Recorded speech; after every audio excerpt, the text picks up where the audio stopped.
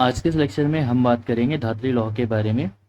धात्री लॉ का जो रेफरेंस है ये लिया गया है भिषज्य रत्नावली शूल अधिकार से, श्लोक नंबर 142 टू 143। अब बेसिकली इसमें आपको श्लोक याद नहीं रखना है, आपको सिंपल नाम याद रहेंगे वो काफ़ी रहेगा। तो देखिए सबसे पहले इसके इंग्रेडिएंट्स क्या क्या होते हैं। पहला होता है धात्री यानी कि हमारा आमलकी 384 ग्राम, लोह चूर्ण होता है हमारा, लोह चूर्ण भस्म होता है 192 ग्राम, मधु एष्टी का चूर्ण होता है 96 ग्राम, और जो हमारा गुड़ूची का क्वाथ है उसको लेना है हमें क्वांटिटी सफिशिएंट, मतलब जितना रिक्वायर्ड है। मेथड ऑफ प्रिपरेशन क्या है, आपको आमलकी, लौह चूर्ण और मधु एष्टी इन तीनों को लेना है, और लेने के बाद क्या करना है, इन तीनों को मिक्स कर लेना है आपस में। इनका चूर्ण को क्या करना है, आपको मिक्स कर लेना है, और आपको जो गुड़ूची का क्वाथ है उससे भावना देकर इसको क्या कर लेना है, अच्छे से मर्दन कर लेना है। तो जो आपका है आमलकी धात्री लौह वो आपकी प्रिपेयर हो जाएगी। अब हम बात करते हैं केमिकल कॉम्पोजिशंस या फाइटोकेमिकल कॉम्पोजिशन के बारे में। इस पीडीएफ का लिंक जो है मैं डिस्क्रिप्शन बॉक्स में दे दूंगा। आपका जो पासवर्ड रहेगा वो भी मैं भी आपको वीडियो में बता दूंगा इसका पासवर्ड क्या रहने वाला है।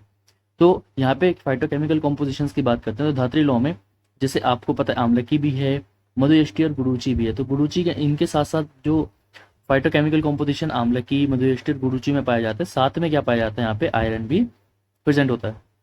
जैसा आपका आमलकी में आपने डीजी में पढ़ा होगा, आमलकी में क्या प्रेजेंट होता है, मेजर अमाउंट में विटामिन सी प्रेजेंट होता है।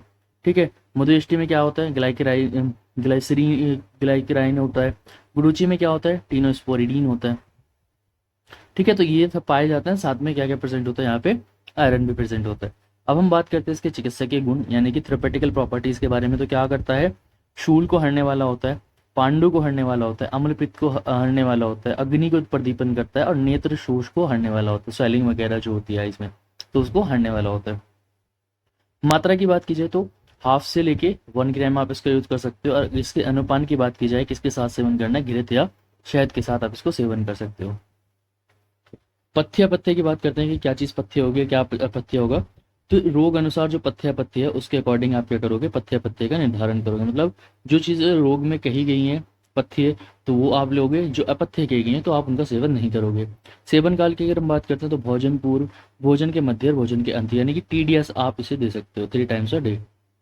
इसके बाद हम बात करते हैं फार्माकोडायनेमिक्स के बारे में, यानी कि हमारी बॉडी में जाने के बाद क्या रोल प्ले करता है। तो सबसे पहला क्या होता है, एंटीऑक्सीडेंट होता है, रीजुवेनेटिंग इफेक्ट होता है। आपको पता है आमलकी के अंदर विटामिन सी है, और अदर ऑक्सीडेंट होते हैं जो क्या करते हैं हमारी बॉडी में फ्री रेडिकल्स जो बन रहे होते हैं उनको क्या करते हैं, स्कैवेंज करते हैं, मतलब निगल लेते हैं। और साथ में जो हमारा ऑक्सीडेटिव स्ट्रेस है उसको कम करते हैं, और हमारे जो सेल का रीजनरेशन है उसको एनहांस कर देते हैं।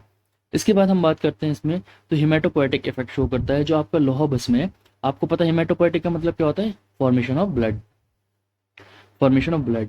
तो आपको पता है इसके अंदर क्या है, अभी मैंने बताया था आयरन होता है, और आयरन आपको पता है हीमोग्लोबिन के सिंथेसिस के लिए एसेंशियल होता है। तो आयरन क्या करेगा, हमारी बॉडी में हीमोग्लोबिन और एरिथ्रोपोइसिस के प्रोसेस को इन्हांस कर देगा। इसके बाद हम बात करते हैं एंटी इन्फ्लामेटरी होता है और हीलिंग इफेक्ट होता है। तो जिसके इसके अंदर ईएसटी मधु है, उसके पास क्या होता है, ग्लाइसराइजिन होता है, जो क्या प्रॉपर्टी शो करता है, एंटी इन्फ्लामेटरी प्रॉपर्टी शो करता है। और साथ में आमलकी भी क्या करता है, हमारे जो टिश्यू की हीलिंग है उसको सपोर्ट करता है।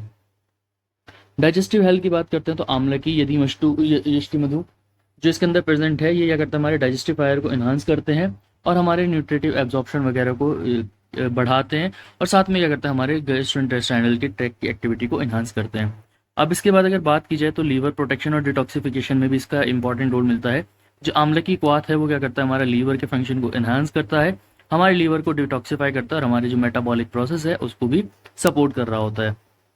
इसके बाद अगर बात की जाए आई की हेल्थ के बारे में, तो आंवले की आपको पता है विटामिन सी है, और विटामिन सी क्या होता है, बेस्ट हमारी आइज के लिए होता है। और इसके साथ साथ क्या होते हैं, एंटीऑक्सीडेंट प्रॉपर्टीज, और जो हमारी आंवलकी के अंदर है वो भी क्या करती है, आई हेल्थ को, और या आई हेल्थ विजन को इंप्रूव करती है, साथ में सपोर्ट भी करती है। अब बात करते हैं फार्मेकोकाइनेटिक, मतलब बॉडी क्या करती है इसका। ठीक है, बॉडी किस तरह से इसको एक्सक्रीट करती है, किस तरह से इसका एब्जॉर्प्शन होता है, उसके बारे में बात करते हैं। तो इसका जो एब्जॉर्प्शन होता है, तो आपको पता है इसको एब्जॉर्ब किया जाता है आपको जीआईटी यानी कि आपके एलिमेंट्री कैनाल के थ्रू।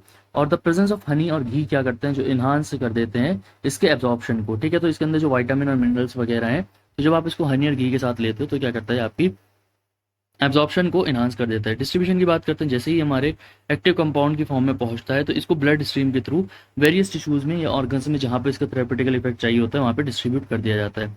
मेटाबॉलिज्म की बात करते हैं तो जो इसके अंदर इंग्रेडिएंट्स हैं वो सबसे पहले कहाँ मेटाबोलाइज होते हैं, लीवर में मेटाबोलाइज होते हैं, और वो किस में कन्वर्ट हो जाते हैं, एक्टिव मेटाबोलाइट्स, जो कहाँ पे चले जाते हैं, बायो एक्टिविटी के लिए वर्क करते हैं। एक्सक्रीशन की बात की जाए तो जो इसके मेटाबॉलिक एक्सक्रीटरी वेस्ट होते हैं वो किडनी से इन फॉर्म ऑफ यूरिन, और जो आपका जीआईटी ट्रैक है उसके किससे की फॉर्म में निकल जाता है, फेसिस की फॉर्म में, यानी कि पॉटी की फॉर्म में, स्टूल की फॉर्म में बाहर निकाल दिए जाते हैं। रिसर्च अपडेट और क्लिनिकल एविडेंस की बात की जाए तो एक क्लिनिकल ट्रायल किया गया था धात्री लौह पे, जिसमें क्या किया गया था, एक मल्टी सेंट्रिक 12 सेंटर पे इसको सैंपल भेजा गया था, और इसमें देखा गया था कि जो हमारा 500 mg के आंवले की धात्री लौह के कैप्सूल दिए गए थे दिन में 2 बार, तो उनमें क्या देखा गया कि जो हमारा धात्री लौ थी उसने क्या किया, हिमेटोपोइटिक इफेक्ट वगैरह वहाँ पे शो किया, और यहाँ पे उसके अच्छे खासे इफेक्ट देखने को मिले थे। तो ये था हमारा धात्री लौ, और इसका जो पीडीएफ का पासवर्ड रहेगा वो रहेगा 2211। तो आप 2211 टाइप करोगे, आपको पीडीएफ का पासवर्ड मिल जाएगा। आई होप आपको लेक्चर पसंद आया होगा। इसी तरह के लेक्चर्स के लिए चैनल को सब्सक्राइब कर देना। मिलते हैं नेक्स्ट वीडियो में।